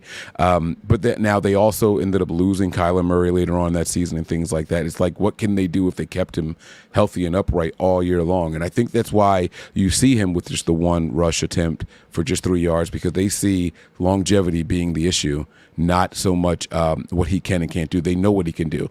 Marvin Harrison is very, very special. He's someone to look at, and I know a lot of people are going to be like, oh, he's really good, he's really good. If you take away that Rams game or just his 60-yard play against the Rams, his numbers are just okay, good, right? He finished his Commanders game with 9 yards per reception. That's with a long of almost 20 yards. It was 19, right? He finished the Lions game with 12.8 yards of reception. Let's call it 13, a long of 17. But then that Rams game is where he had a 60-yard reception, but he finished that game with 4 receptions for 130 yards. You can never take away the long play, but it does add to the context of it. This guy seems almost more like a possession receiver than he does an actual downfield threat.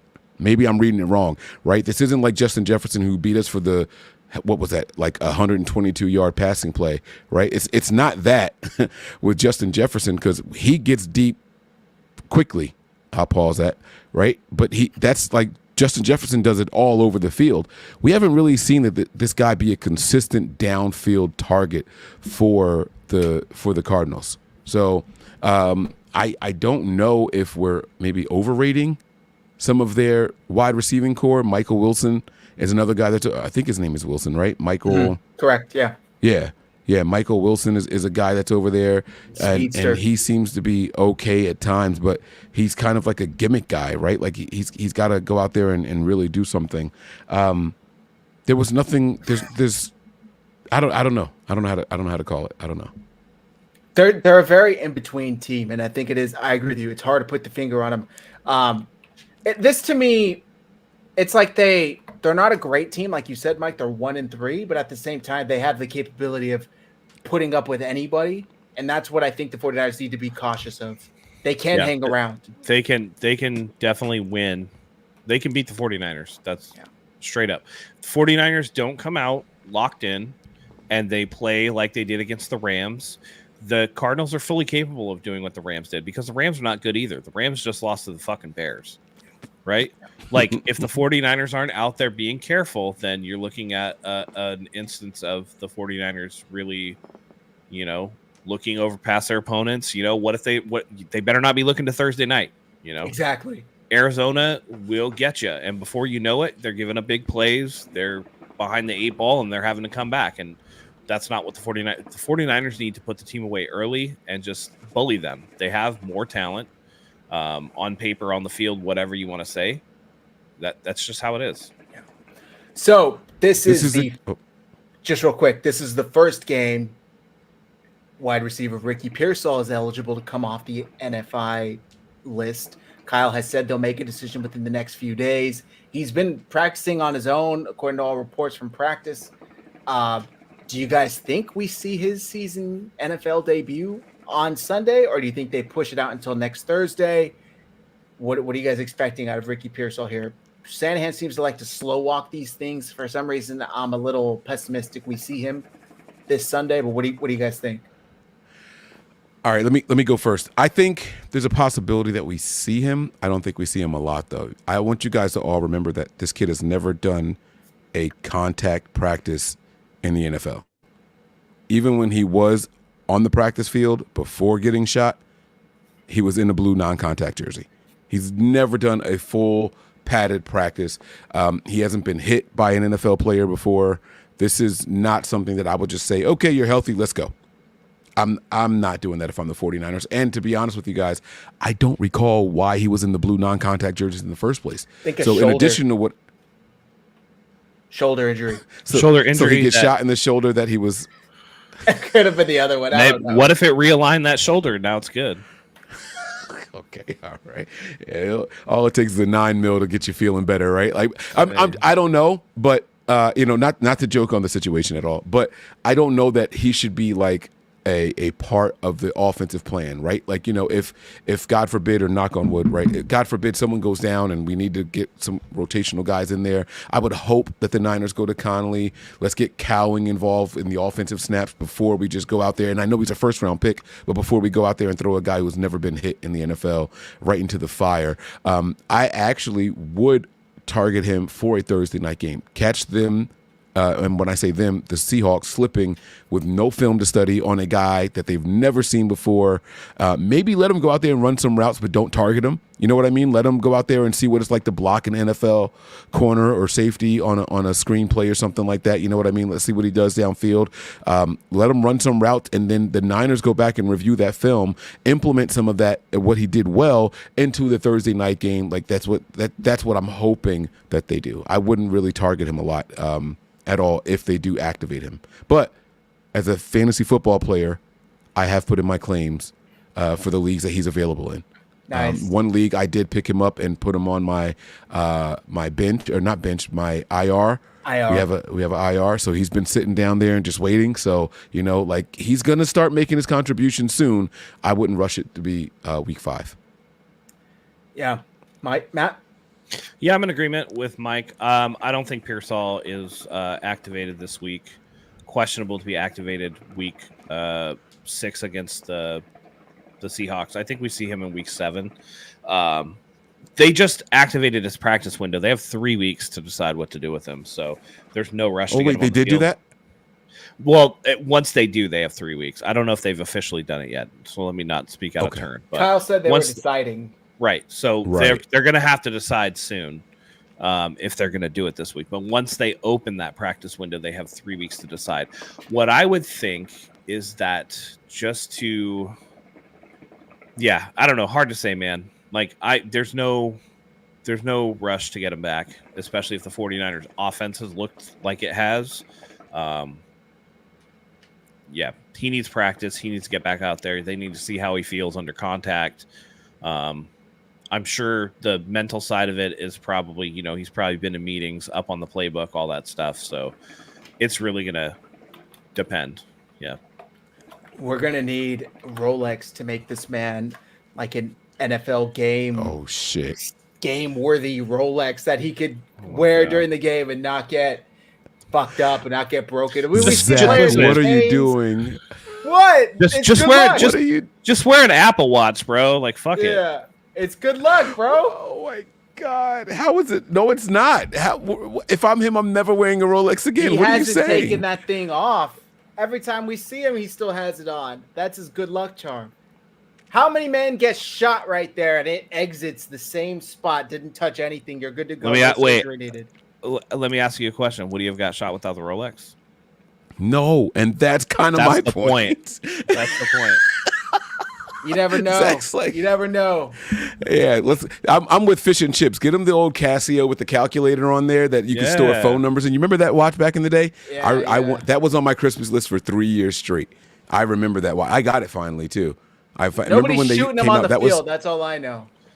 Yeah, well, I mean, luckily for him, Talib Kweli, what's his name? Talib Aqib Talib. Aqib Talib. Yeah, Yeah. he's a chain snatcher out there. Who knows what he would do if someone was wearing a Rolex? Yeah. I do want to ask you guys, though. Arenas is not on this team either. So, oh shit. I do want to ask you guys, getting back to the Cardinals really quick, not to get away too far from the Pearsall and the 49ers, right? Your level of concern. You can give me a scale of 1 to 10 or however you guys want to do it, about James Conner. James Conner seems to always be a thorn in the 49ers side, and he, I think, is probably their best and most consistent offensive weapon. Every time I think like this guy he's just filling in for another running back, like he's doing it, man. He's the guy over there, right? Like he's RB1. He's not. Yeah. No, he's legit. He's RB1. He's been RB1 since he got there. Yeah, he led the NFL in touchdowns, rushing touchdowns, his first year there. I'd say like 7 out of 10 concern. He's a legit back. And if the 49ers allow this to be a one-score game, like a close game for most of it, that's when he really starts to get going. And the more you feed him, the more effective he's going to be. If it's a multi-score game where they have a comfortable lead, I'll definitely be less concerned because he's not really that pass-catching back. He's not that Jahmyr Gibbs style. He can cast patches and run, but he's not going to beat you receiving. You know what I mean? What? Go ahead, Matt. You said cast patches. Oh, okay. Yeah. It's late, man. I'm tired. I'm saying it's late. It's like for Mike. I would say probably a 6 or a 7. He's going to be up for this game. If you remember, him and Talanoa Hufanga had a little issue the last time they played against each other. Yep. If Talanoa Hufanga plays, he's going to be up too. But they got to watch that. That's how you get into trouble when you're too focused on one thing or you're too focused on another. That's how you get beat. The Cardinals can beat you with throws. They can beat you with James Conner. They can beat you with Kyler Murray scrambles, and they need to be locked in and really just, again, being sound in your assignment, being sound in your, gaps and everything like that. That's what you have to do. So tackle well. Again, don't get too out of control with that. It's going to be interesting to see how the secondary plays. Again, Deommodore Lenoir, easily the best cornerback on this team. Charvarius Ward, still leaving a little something to be desired. Who gets the assignment for Marvin Harrison? Do they share the duties?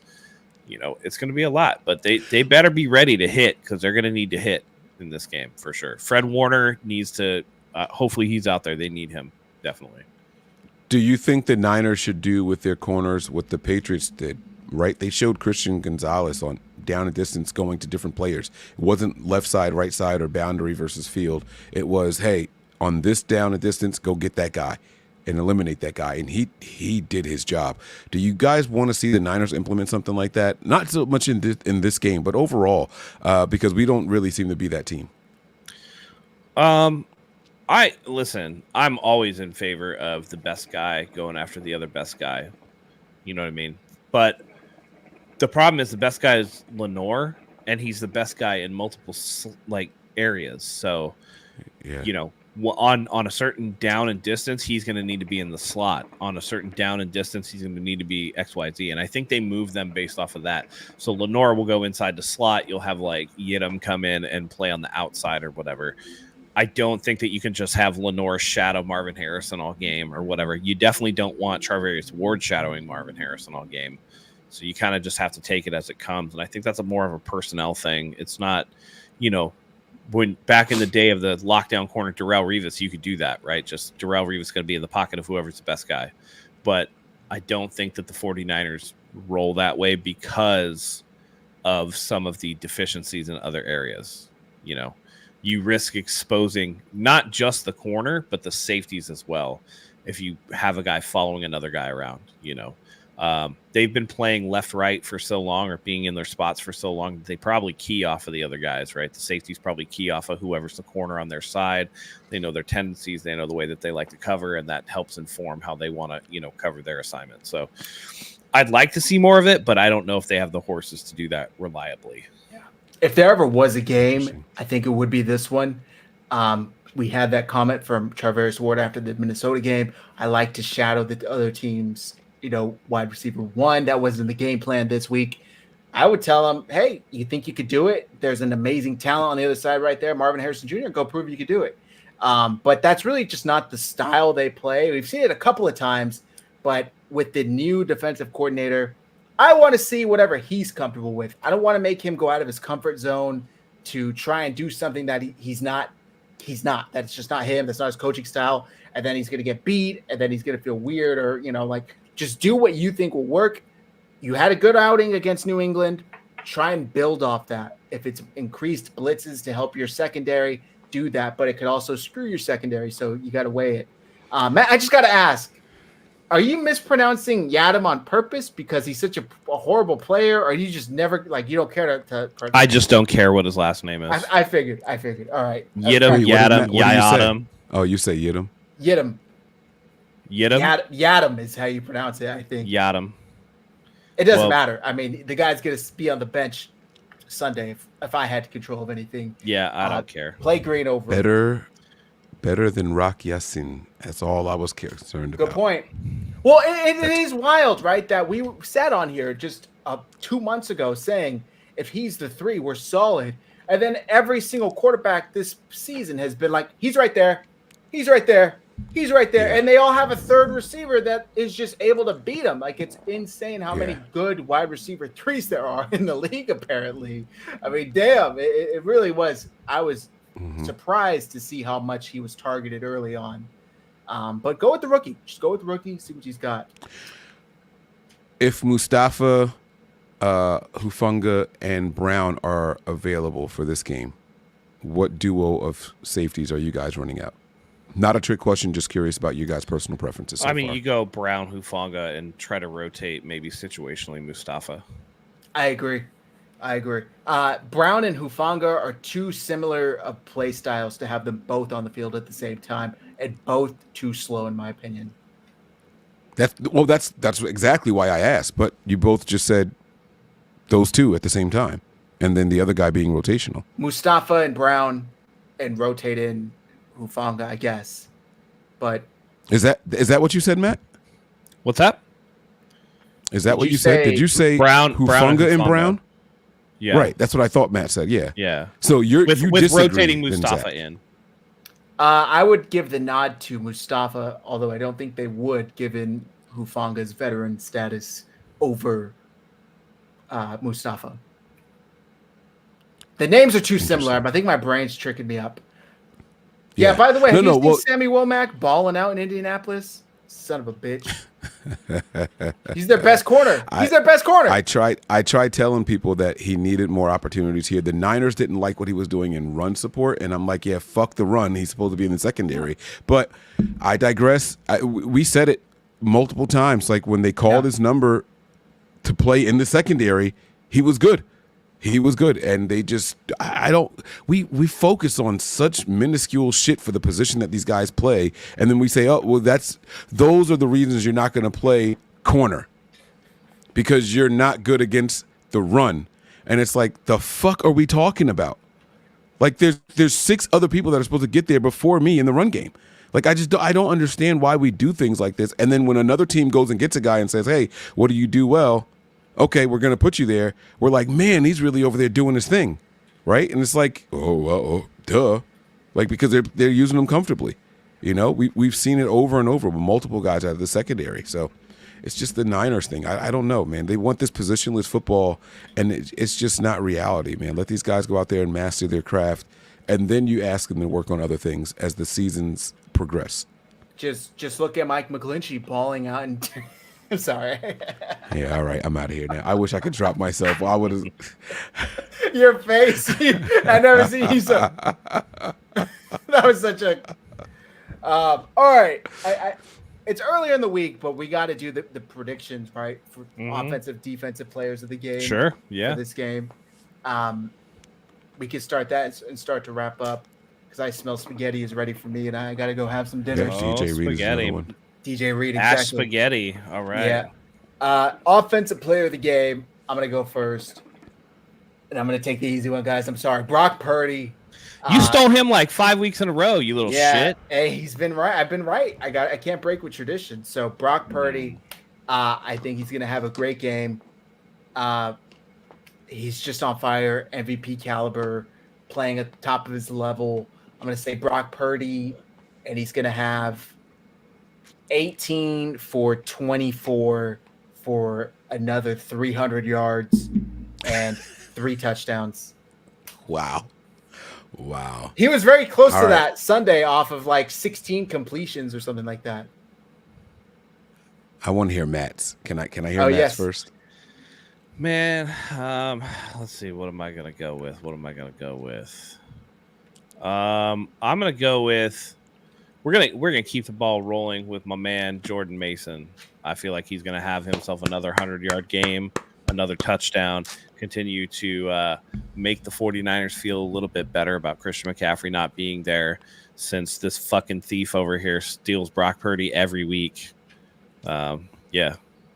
We're gonna do that one. I should have gone before Matt. I'm definitely going with Mason. I like that, but I'll pick somebody else. But I do want to say that I think he has 2 rushing touchdowns this week. Okay. Because I think that the Niners, in preparation for a Thursday night game, kind of hold some of the passing plays to the vest. I think they showed something on purpose with the downfield throws, and then we're not going to see it this week, and that's what we're going to do on Thursday. So I think this is going to be more of a keep the ball away from the Cardinals, try to continue to be undefeated at home this season. I think that they work on that and they try to run the ball. With that said, though, I am going to go with Debo.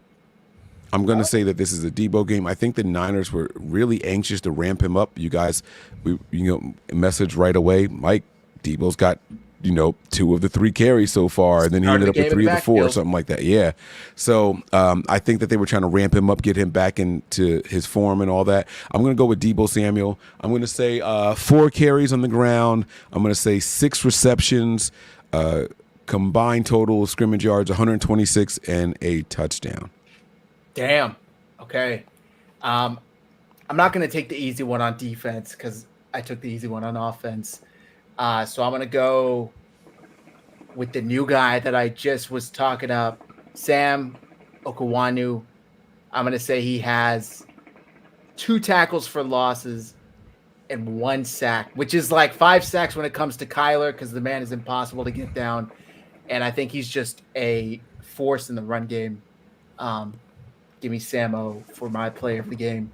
Wow. A rotational guy for your defensive player of the game. I like that's bold. Let's do it. Let's do it, baby. That's really, really bold. What do you got, Mike? Since we know where Matt's going to go, I was going to say I'll go next here. And I know the low-hanging fruit is Fred Warner, but I am not going to pick Fred Warner. I'm going to go with Diamador Lenore with 2 picks. 2 picks in this game, no touchdowns. I'm not going to go that far. But I think he has a couple of PBUs, 2 interceptions. And he's just going to be playing like a man on fire out there. I think he can't wait for this game. I'm going with Diamador Lenore. Okay. Matt? Yeah. Yes. Despite what everybody thinks, I'm not going with Nick Bosa this week. I'm not going to do it. I'm not doing it. Because Nick Bosa does not fare well against mobile quarterbacks. He does not get enough pressure on those guys. So I'm going to go with Fred Warner. And like I said, he got close enough to the 3 sacks and a forced fumble last week that I'm kind of counting it. Again, you're talking about a foot away from having 4 sacks and a forced fumble. So, It was close. that's about as close as you can get without actually doing it. And I'd like to see him set the edge a little bit better and keep Kyler Murray inside the pocket. That notwithstanding, Fred Warner is even more vital than Nick Bosa in this game because he's going to have to patrol a lot of the middle of that field and eat up a lot of space because the Cardinals, with their threat of a running quarterback with Marvin Harrison Jr., who looks like he's a stud even though they're not getting him the ball enough, and James Conner being a very solid running back, along with Dortch and some of the other guys they have, you really have to be mindful of that middle of the field because they can stretch the defense in many different areas that are not beneficial for the 49ers with, Campbell and, maybe some of the, maybe if Mustafa gets in there, you pick on a rookie, or Green gets in there, you pick on a rookie, or Travarius Ward if he's not playing well. The defensive line has to get home, but I think Fred Warner patrolling the middle is actually the more important aspect of the defense for this game. Very interesting. I thought if you didn't go Nick Bosa, I thought you were going to go with Leonard Floyd, if I'm being honest with you. The speed off the edge, that guy who has not really done much as far as sacks go for the 49ers. I thought that was going to be an option for us because, he was brought in for the speed aspect. The problem is that Kyler Murray is shifty and small. So in a lot of ways, when the defense is collapsing, he seems to find a way out of those. So one thing that I noticed, again, it might be less of a problem if the 49ers blitz at a similar level that they did before, but with 4 rushers, you're ripe for the pickings for quarterback scrambles, because you're asking your defensive ends to really try to get home on Kyler Murray and also maintain gap integrity for a guy that it's easily able to run for first downs. So I think it becomes a little difficult to ask all of that of Leonard Floyd or Nick Bosa. And I don't think, with as much speed as Leonard Floyd has, he's not as fast as Kyler Murray is. So it's going to be hard to maintain that. It would take effort from, like, say, a Nick Bosa creates a lot of pressure, and then you let Leonard Floyd clean it up on the backside or whatever. Yeah. That's really what it's going to be. All right, final score predictions. I'll go first, same order. I got the Niners winning this one. I believe they're favored by 7, I want to say. Wow. That's exactly what my difference is, too. That's nuts. Let me pull it up here. ESPN has the Niners 7.5-point favorites. I got the Niners covering 27-17. Similar to last week's game. I just think they take care of business here. But they give up 17 points, so not nothing. What do you got, Mike? I got 24-17. I got the Niners winning by 7. So I like the 17 points allowed. I'm going to go 24-17. Okay, Matt. There's something sneaky about this game that I just feel uncomfortable about in general. I think it's a lot closer than the spread or anybody else here is giving it credit for. I just think that the 49ers struggle again with getting off the field against the mobile quarterbacks, but I do have them winning 31-30. Close game. Shit. Damn. Hopefully not. Would you say 27-30? 31-30. Oh. Yeah. And you think they're not? Never mind. I'm not even going to say it. That's fine. Okay. No, say it. Say it, brother. Say it, brother. I haven't seen a 49ers game where I'm comfortable with them in situational football having to stop the other team in the last seconds. I haven't seen it, whether it be half, whether it be at the end of the game. I just don't see them. They blew it against the Rams. We had the lead, protect the lead, and couldn't do it. Like the Super Bowl, I don't see it. The halftime, you got the score with the Vikings, you got the score last week with the Patriots. And again, I know it was a 75-yard field goal. I understand all that, but still, like a close game, they just seem to fold. They get into this bend but don't break thing, and they just give up too much. And if it's a one-score game like that, they might let these guys sneak in a field goal range. I hope that it's not that close, because I would literally lose it. I haven't bit my nails in months, which is a big thing for me. They would all be gone during the game if it was that close. There you go. Hopefully not. Hopefully it doesn't come down to that. We need the Niners to win comfortably. But they win this game. They're back up over 500, 3-2. The Seahawks, who are first in the NFC West, host the New York Giants, but they are coming off a short week. Maybe the Giants can pull off an upset, and then the 49ers and Seahawks will both be 3-2. I think it's going to do it for tonight's show, guys. Thank you very much for rocking with us. This was a recap plus preview. So this is going to be our Cardinals 49ers preview show. So the next time we'll be back is Sunday, I believe, after the game. But make sure you follow all of us on X so you don't miss any announcements for any shows. Mike, I'm sure the folks already know, but please know where they can find all the premium Nothing But Niners content. Yeah, guys, head on over to the YouTube page. It's Nothing But Niners. And if you're there, by the way, our Patreon community is growing every single week. We are like 2 subscribers away from crossing over 14,100 subscribers. So please subscribe to the YouTube page as well. But get on over to the Patreon, patreon.com/NB9ERS. I am working on a way to make sure that game is on Thursday night for you guys. Again, if you guys are going there to watch the games, the $1 tier will only get the primetime games or Thursday night games, but every other tier will get the rest of the games throughout the regular season. So make sure you guys are there. Patreon.com/NB9ERS. And for everyone who was already subscribed to both of those, come on over to the 49ers Hive channel. Show my guys some love, please. Let's get these guys' numbers up. That's right. Listen to Mike. Go check him out. Go check out the Patreon. Follow him on Instagram. Subscribe to the YouTube channel. We appreciate you guys' support. Matt, without further ado, carry us out. Yeah, listen, another important game. This one, as Mike has been so apt to point out the last few weeks, this is against an NFC opponent, not only NFC West. The 49ers with a Seattle Seahawks loss can be right there at the top of the division again. So taking care of business is of the utmost importance. So looking forward to the game. Another one. This one is at Levi's, correct? Correct. Yeah. Yes. So another home game. Being comfortable 2 weeks in a row in your house, fans show up. If any of you are going to the game, show up, show out for the 49ers. Got to get it done. So for Mike, for Zach, for myself, thank you as always for joining us.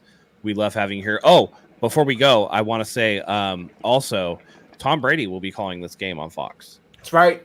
So first Niners it'll be interesting. I've only seen like little clips, but I'm interested to see how he actually does. So anyway, sidetrack, but yeah. So for everybody here, for myself, thank you guys as always for joining us. Until next time, go Niners.